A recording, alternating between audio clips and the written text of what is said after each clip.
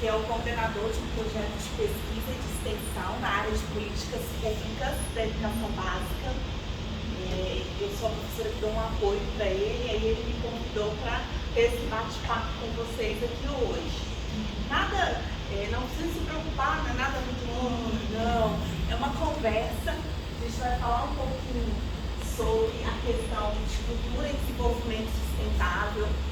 E as oficinas, elas iniciaram, né, na segunda-feira. Hoje já é o 4º dia, amanhã tem o último dia, né, das oficinas. E nós desejamos que vocês sejam bem-vindas à universidade, ao evento. Espero que compartilhem as experiências e que aproveitem bastante aí o nosso espaço e a nossa noite de conversa hoje, tá? Fiquem à vontade para fazerem as perguntas que vocês desejarem, os comentários, ok? Não só agradecer a presença de vocês, agradecer a Fabiana, né? Ela é a nossa mestra que dá todas as gente, tá certo? Agradecer a presença, agradecer a Fabiana estar trabalhando no projeto, ajudando, colaborando, né? A Fabiana está vindo do Amazonas, está aqui, veio, a nossa companheira, que se a gente conseguir aprovar o mestrado, vai ser professora de mestrado de realização, que é um trabalho que eu também estou um pouco à frente na coordenação. E é importante porque a Fabiana é uma pesquisadora experiente, né, que tem grandes publicações, é um trabalho muito bom, né, e tem estado junto comigo em algumas questões que são importantes para a gente falar de políticas públicas, falar de educação, e aqui especialmente falando sobre a ODS 4, que é a educação de qualidade. Né? Então agradeço de coração por isso e em nome do projeto, né, que a gente tenta desenvolver aqui, é o trabalho que a gente tem que fazer como pesquisador, como ensino, como pesquisa, como extensão. Essa é a lógica, e por isso eu agradeço muito. E a presença do Paulo, né, que hoje vai fazer para a gente a gravação do momento. Tá legal? Agradeço. Obrigada. Eu vou ter que deixar a luz acesa, né? Porque eu acho que é muito legal a projeção, né? Com a luz acesa. Não sei o que você acha. Não pode apagar. Pode apagar? Me dá um jeito lá. Só porque senão elas não conseguem ver, né? Olha a diferença. Mas dá para visualizar a senhora bem, professora. Tá? Então tá, vamos falar então um pouquinho. Então, primeiro vou explicar um pouquinho como é que vai ser a oficina, né? A gente vai ter 2 momentos. O primeiro momento, a gente vai ter um bate-papo, uma conversa sobre a meta, a 4.7 especificamente, porque nós estamos falando de metas, né, que contemplam os objetivos do desenvolvimento sustentável. São 17 metas, mas vamos trabalhar hoje com a meta 4, que é a educação de qualidade, como o Kiko já explanou, especificamente hoje com a 4.7, e aí eu vou falar um pouquinho para vocês dela. Nos outros dias foram colocadas outras metas, né, e foram trabalhadas outras metas aqui com vocês. Então a gente vai tentar falar um pouquinho dessa meta, como é que ela está. Em todos os slides eu estou colocando também um rodapézinho com o link de onde que vocês podem encontrar essa informação, de onde eu retirei a informação.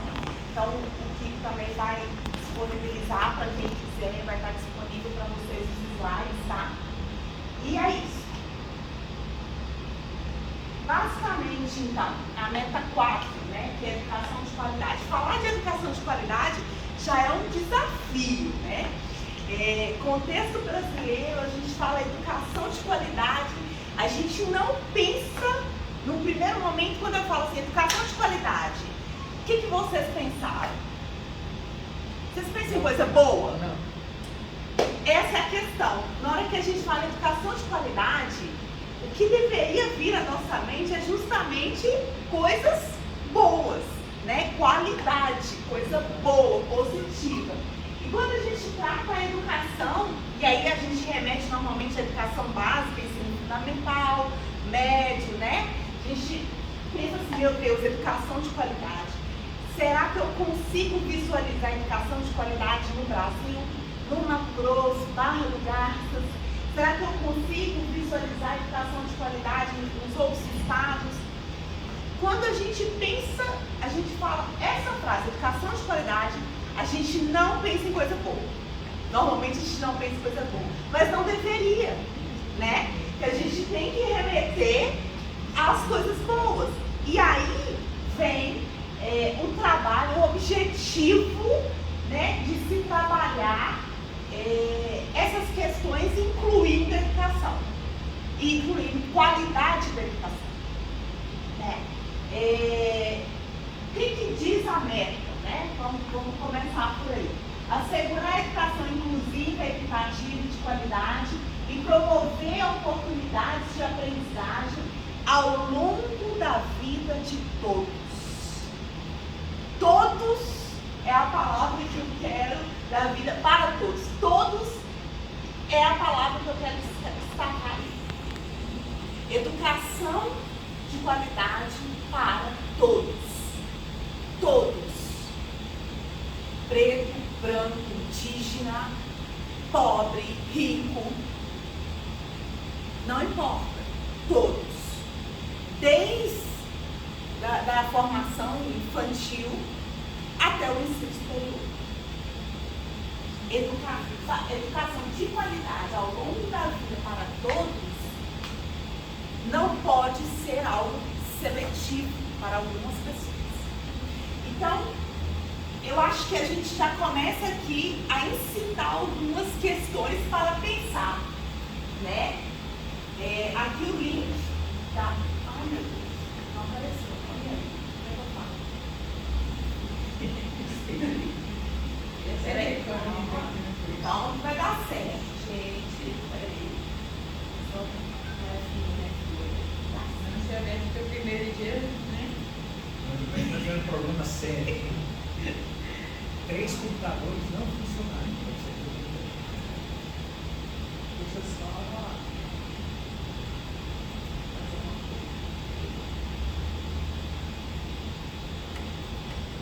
Isso vai dar certo, tá aí?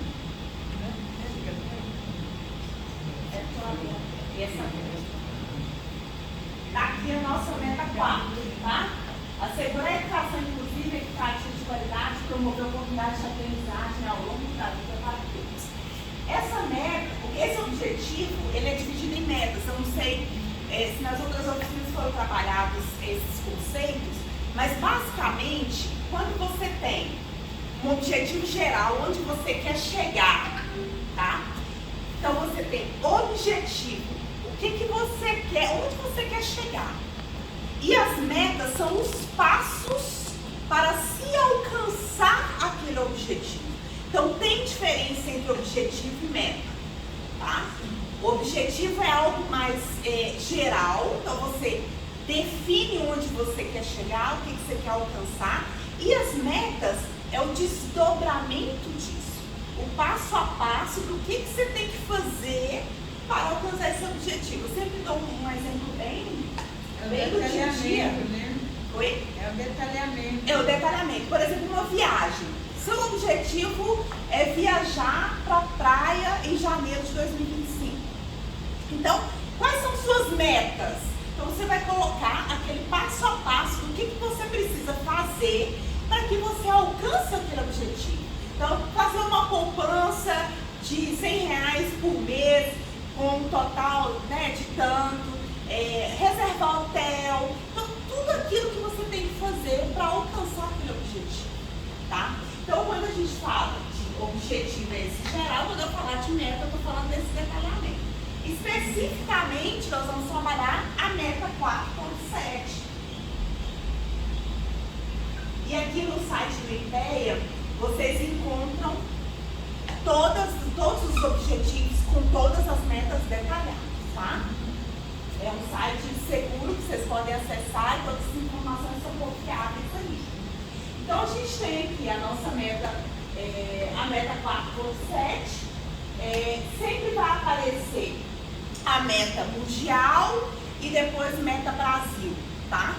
E aí vai aparecer para vocês assim, mantido o texto original, meta mantida sem alteração. O que isso significa? Que a meta que foi estabelecida pela Organização Mundial, ela é mantida para o nosso país. A gente tem que alcançar dessa forma.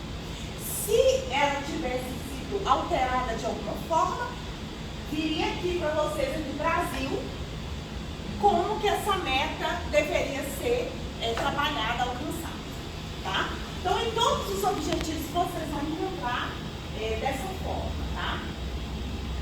Vamos voltar aqui.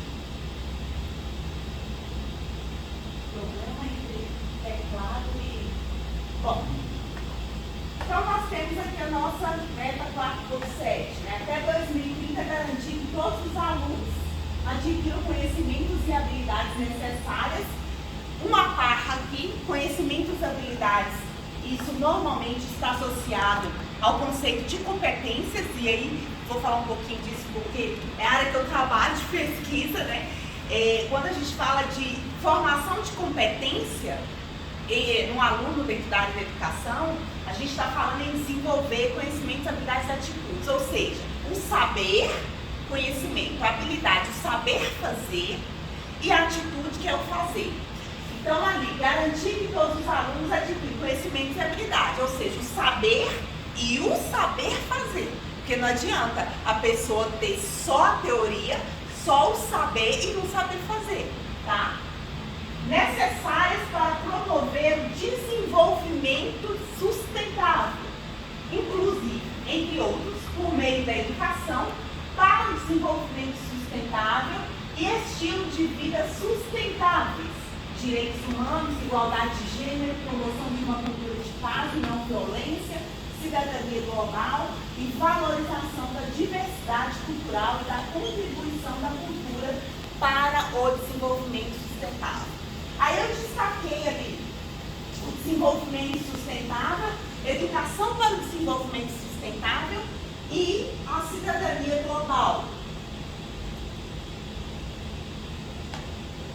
O que essa meta nos traz de desenvolvimento sustentável? Se a gente está falando de desenvolvimento sustentável, a gente tem que saber o que é desenvolvimento sustentável, né?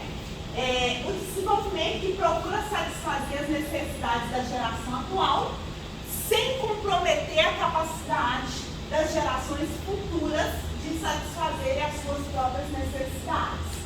Então a gente vai normalmente ouvir muito assim, quando vocês participarem de eventos que falam sobre desenvolvimento sustentável, bem associado a esse conceito de eu fazer agora pensando nas gerações que virão, né? Eu não posso pensar só no agora. Se eu pensar só no agora, eu estou pensando em satisfazer uma necessidade ali, naquele momento, que pode prejudicar drasticamente as gerações que virão.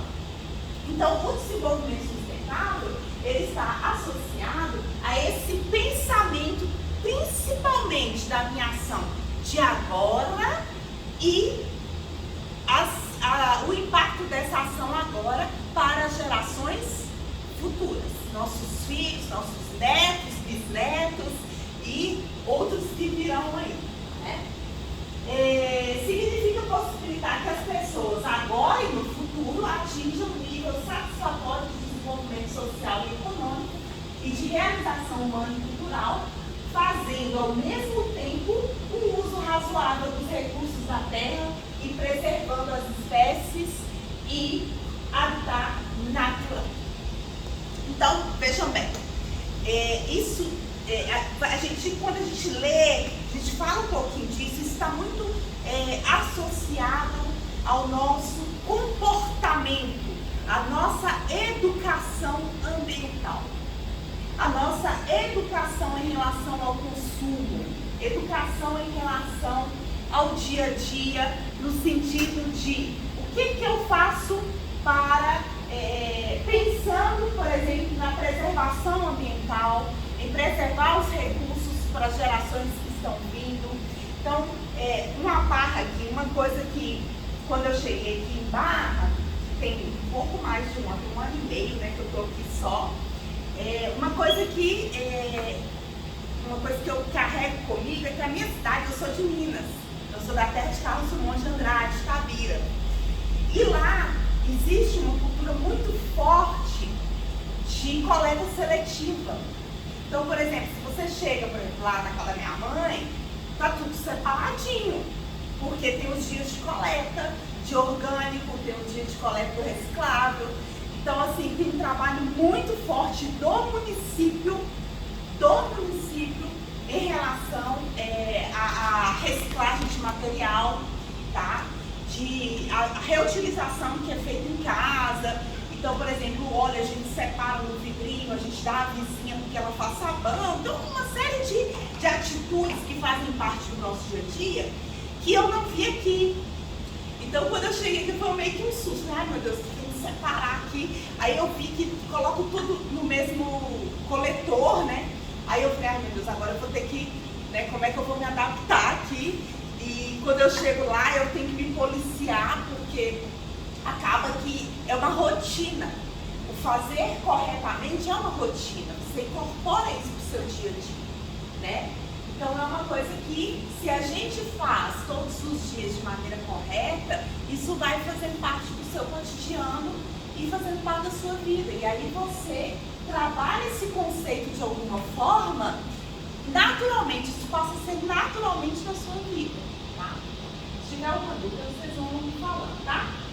A educação para o desenvolvimento sustentável, né? Um conceito dinâmico, que compreende uma nova visão da educação e busca o quê? O que eu acabei de falar, empoderar as pessoas de todas as cidades para assumir essa responsabilidade de criar e desfrutar de um futuro sustentável. Então, parte de cada um, parte de nós fazermos todos os dias a nossa parte. Então, se eu vou esperar o outro fazer, não vou fazer, eu vou jogar lixo no chão porque todo mundo joga. Quando a gente assustar, a gente está andando uma lixeira na rua, né? Então, só porque todo mundo faz errado, eu não preciso fazer, certo? E o conceito de cidadania global, né, que é um conceito hoje muito trabalhado dentro da educação, existem várias pesquisas nessa área, né? A própria Unesco trabalha esse conceito de cidadania global fortemente nos documentos que ela publica. Refere-se ao sentimento de pertencer a uma comunidade mais ampla, a uma humanidade comum. Enfatiza a interdependência e a interconexão política, econômica, social. Ou seja, eu não posso pensar só no econômico, eu não posso pensar só no social. Está tudo interligado, tudo interconectado. Então, para um funcionar, eu preciso pensar no todo. Então, eu tenho que entender que a minha atitude enquanto cidadã tem que envolver todos os níveis. E eu não posso pensar só a nível local, eu tenho que pensar a nível local, nacional e global. Então, quando a gente fala de cidadania global, nós estamos falando de pensar também no todo. No impacto do pouquinho que você faz aqui, ele vai repercutir todo no todo. Aí a nossa meta, ela tem alguns indicadores. E o que são indicadores? Né? Indicadores são as métricas que nós vamos utilizar para alcançar aquela meta. Por exemplo, como que eu vou medir, né? Vou dar nosso exemplo da viagem, né? Eu tenho que economizar R$100 por mês durante 12 meses, né? Então, o indicador, por exemplo, né? Vamos ver que reduzir, não comprar roupa, né? Para poder conseguir economizar. Não gastar com roupa, por exemplo. Então, a gente vai colocando pontos que podem ser mensurados para que a gente consiga atingir aquela meta, tá? Então, em que medida a educação para a cidadania global, a educação para o desenvolvimento sustentável, né, incluindo a igualdade de gênero e de direitos, são incorporados aos níveis de currículo, políticas nacionais de educação, formação de professores e avaliação de alunos. Então, basicamente, nós temos 4 perfis trabalhando. Especificamente hoje, nós vamos falar um pouquinho sobre a avaliação dos alunos. Vocês são professores? Professora? Ótimo. Vejam bem, nós estamos falando de educação para a cidadania global, nós estamos falando de educação para o desenvolvimento sustentável, nós estamos falando de empoderamento das pessoas, nós estamos falando de trabalhar a igualdade de gênero, trabalhar a questão dos direitos humanos, tanto na parte de currículo, quanto política pública, quanto formação dos professores e avaliação dos alunos. E aí eu pergunto para vocês, e aí nós vamos, agora a gente começa a conversar um pouquinho sobre a escola, né? A senhora que tem experiência, professora de educação básica aqui de Barra? Não, eu sou professora indígena. Ótimo. Do município de Canarena. Ai, que legal, que bacana. E aí, como que a senhora acha que está a escola quando a gente fala dessa meta? Como é que a senhora vê, por exemplo, a escola ela trabalha, mesmo que não seja formalmente escrevendo, estou atendendo a meta 4.0, não. O que tem no espaço escolar que a senhora consegue visualizar e compartilhar aqui com a gente, que poderia, né, trabalhar com os alunos especificamente essa meta, para atingir essa meta? Se fosse pegar a escola da senhora como referência para atingir a meta, como que a senhora visualiza alguma coisa hoje, ou que poderia ser feito? Como é que a senhora... Olha, eu tenho uma experiência do lugar que eu falo, como diz a professora Jonathan, nós poderíamos dizer que antes de um governo que a gente teve anteriormente, nível federal, Sim. nós tivemos um trabalho, na verdade eu tenho uma experiência desde os anos 80, que vai ao encontro disso tudo que você está falando.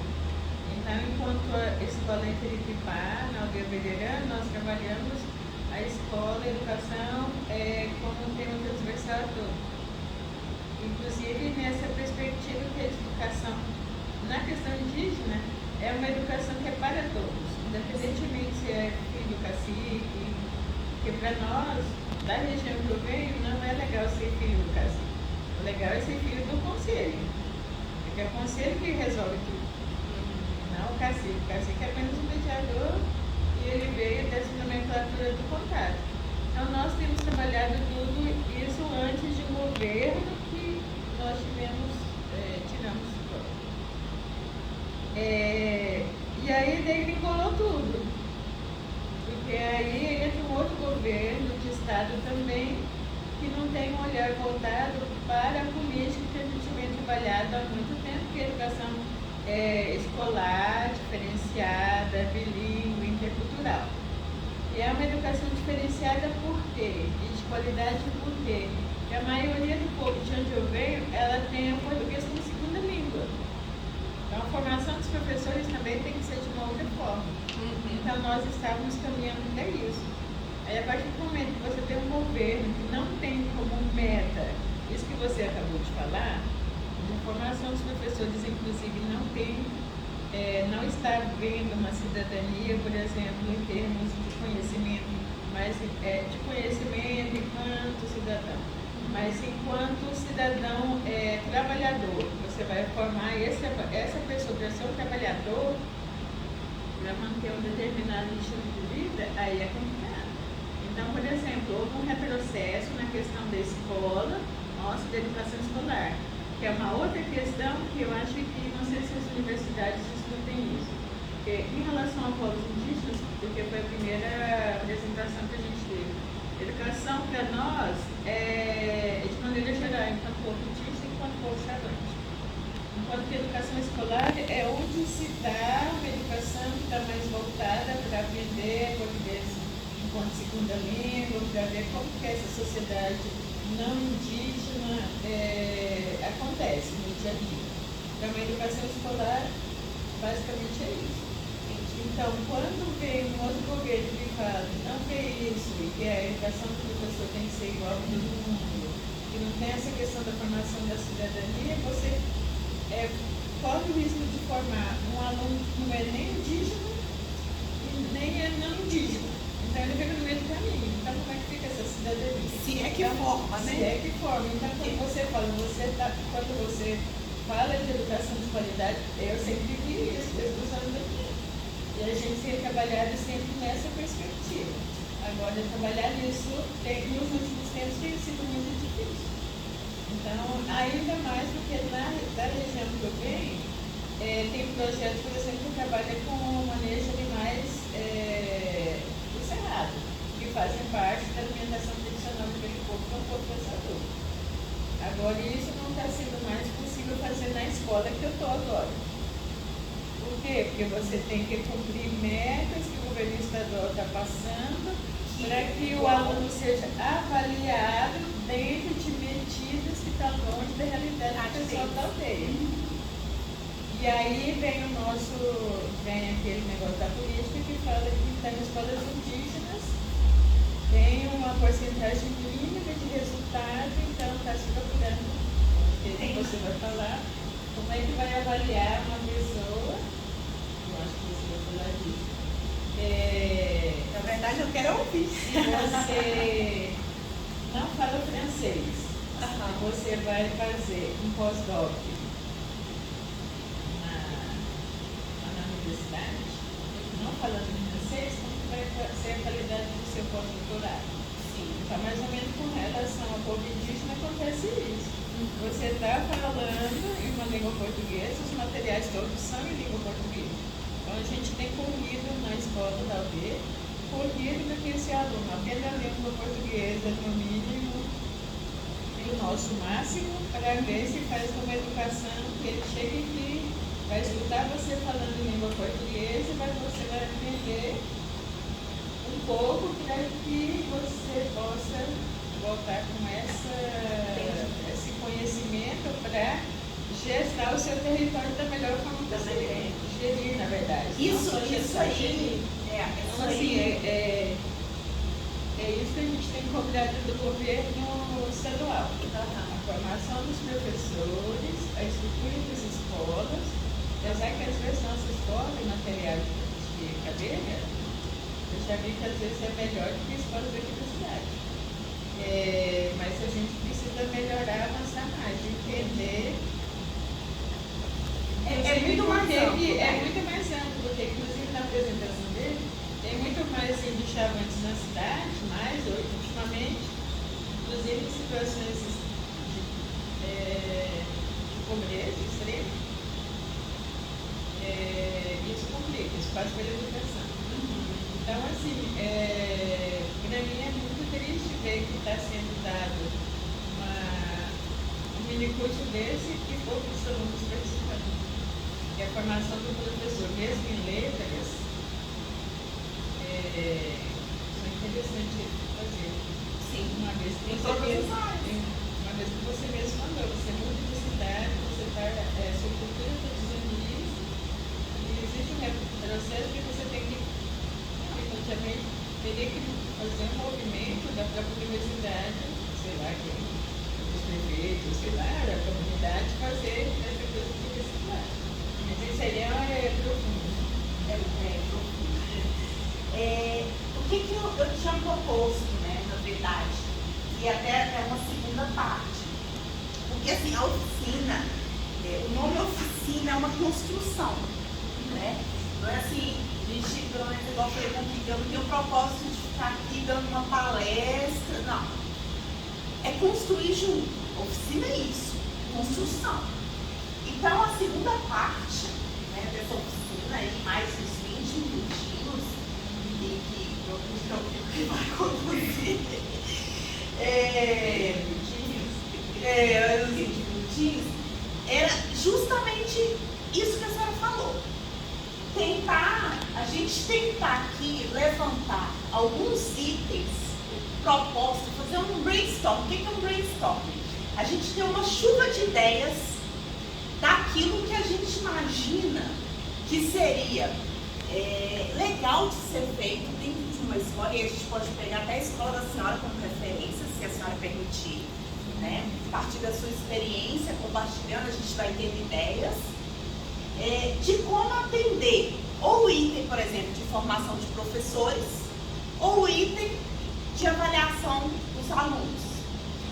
O item de formação de professores, a senhora, enquanto professora, talvez até consiga visualizar de forma mais, né? E uma professora com uma experiência aí desde a década de 80, que a senhora falou, né? Consiga talvez visualizar, não sei, seja mais dinâmico.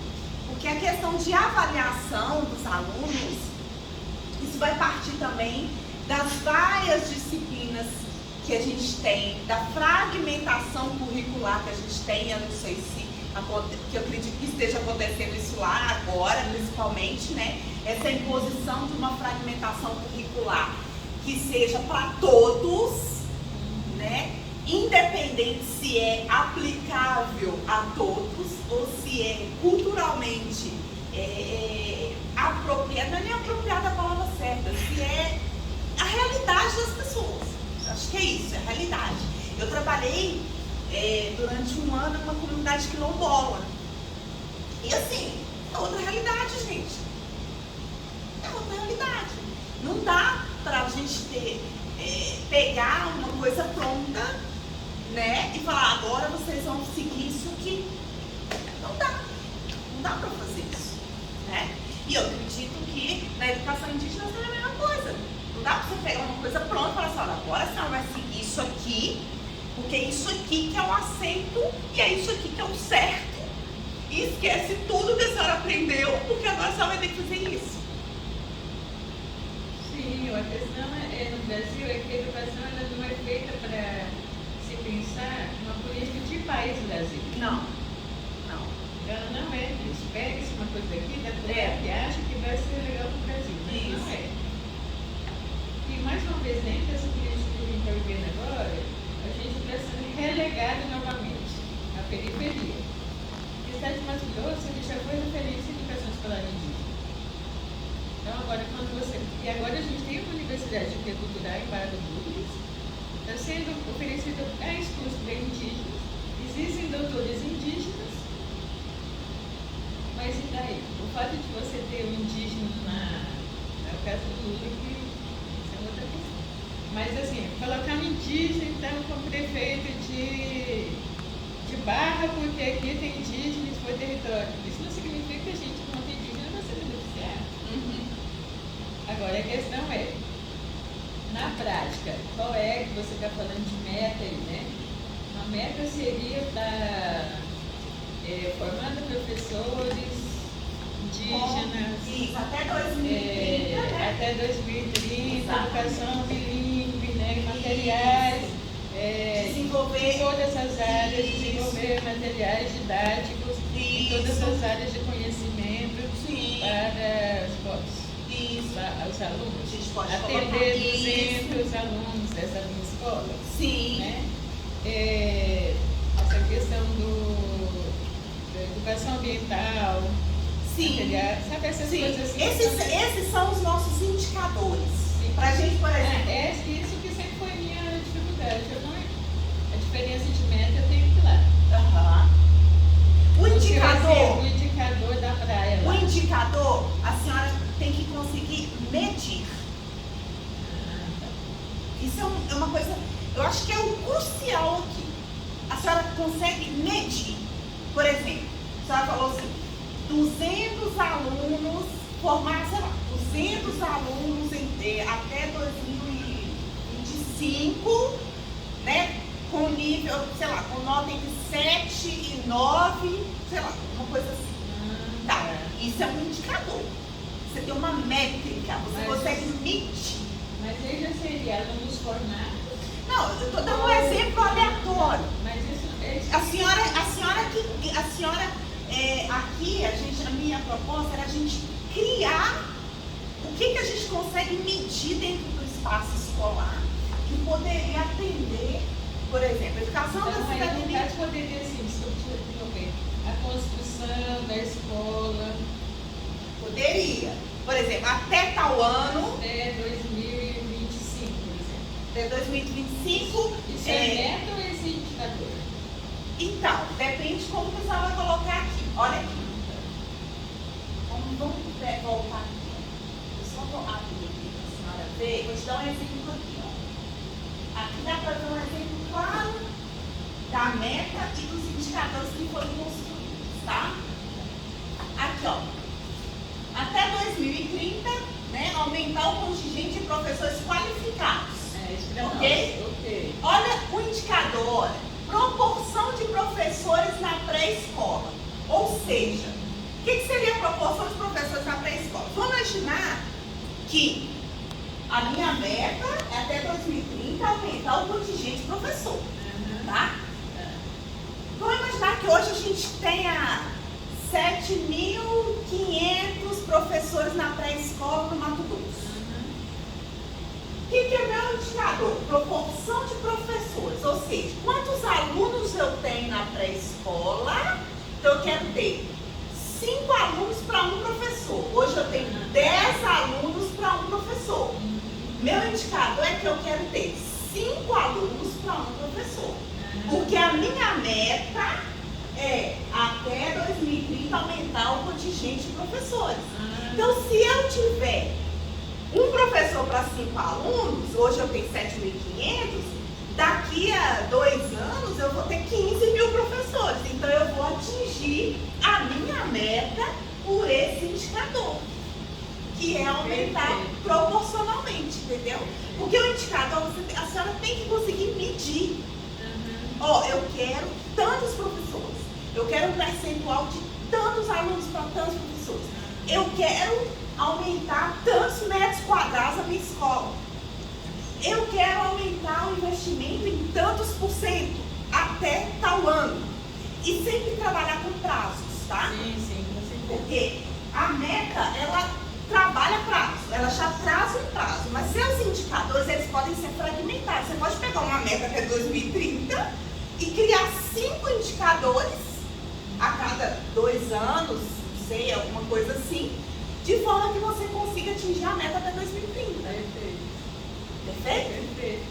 Aí, por exemplo... Essa é a metodologia do Plano Nacional de Educação. Tá? Metas, estratégias, para cada meta existe um indicador. Isso. Tá certo? Então, é bem o que digamos, a Fabrício está dando um exemplo muito prático. Tá? Então, meta é o geralzão. Tá?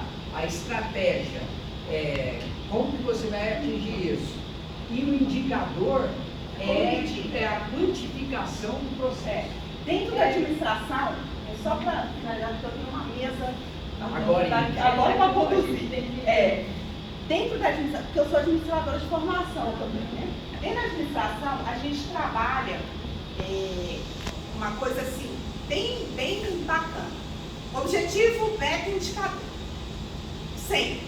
Objetivo, meta e indicador. Dentro de empresa, é objetivo, meta e indicador. A empresa tem uma missão lá, por exemplo, ser referência até 2030 na área de alimentos, não sei o quê. Ok, ela quer chegar nisso. Qual o objetivo? Os objetivos, 2, 3 objetivos ela vai criar. Não precisa criar 50 objetivos, você vai ter que criar 500 indicadores. Então você cria 2, 3 objetivos. A partir desses 2, 3 objetivos, você desdobra para como medir aquilo que você pode fazer, que você pode medir, para que no final você consiga comprovar que você chegou naquela meta. Mas a minha dúvida era assim, o exemplo seu. Minha meta é comprar um carro. Certo?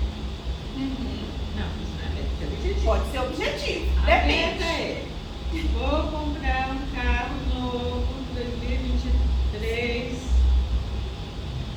certo? Seu objetivo. Até dezembro de 2024. Vou melhorar o orçamento. Agora, qual que é o Seu objetivo. Uhum. Não quero andar mais de transporte público até 2025. Seu objetivo. Certo. Sua meta. Primeira meta. Comprar um carro. Uhum. Quais são os indicadores? O que você tem que fazer para você comprar um carro até 2025? Tá. Aí eu tenho que, por exemplo, fazer orçamentos de financiamento, sei lá. Como é que você vai chegar? Com financiamento até 50 mil reais, você tem que definir o seu passo a passo que você possa mensurar. Então, o indicativo objetivo é o fazer. Você Como pode que eu vou medir, mensurar. Ele tem que ser mensurável. Exatamente, mensurável. Você tem que saber assim, quantos você precisa, até que ponto você precisa. É isso que tem, o indicador é que tem que estar claro, a mensuração, ele tem que ser mensurável. Dentro da administração, e aí assim, até fugindo um pouco, porque dentro da administração a gente trabalha isso com meta também. Mas isso é outra discussão. O administrador trabalha a questão da mensuração da meta também, tá? Mas aqui, para ficar claro, o objetivo é o geral, a sua meta, seu desdobramento de como atingir e seus indicadores de o que você tem que fazer, que você possa medir lá embaixo, na ponta, para alcançar aquela meta. Certo, não é porque a gente está fazendo isso no nosso plano, né? A gente normalmente, o pessoal da educação normalmente não faz isso não. É que a gente está na parte da administração, olha, que é do conselho, então a gente tem que entender Isso é importante. Tem uma metodologia que a senhora pode anotar aí para buscar depois, que chama SMART. S-M-A-R-T. Essa metodologia SMART é uma metodologia para se trabalhar objetivo, meta e indicador. Então você faz as perguntas. O indicador está claro onde eu quero chegar? Se está claro, ok. Ele é mensurável? Ou seja, tem a quantidade? Tá ok. Ele tem o tempo? Tá ok. Ah, faltou o tempo. Então, você tem que colocar para ele ser rodado, tá? Eu preciso ir. A gente precisa ir. Bom, é porque a segunda parte seria, eu acho, não sei, acho que Infelizmente infelizmente é não porque vai o ter. pessoal vai para. Eles vão também. Vai para Beleza. sua fala, né? Ótimo.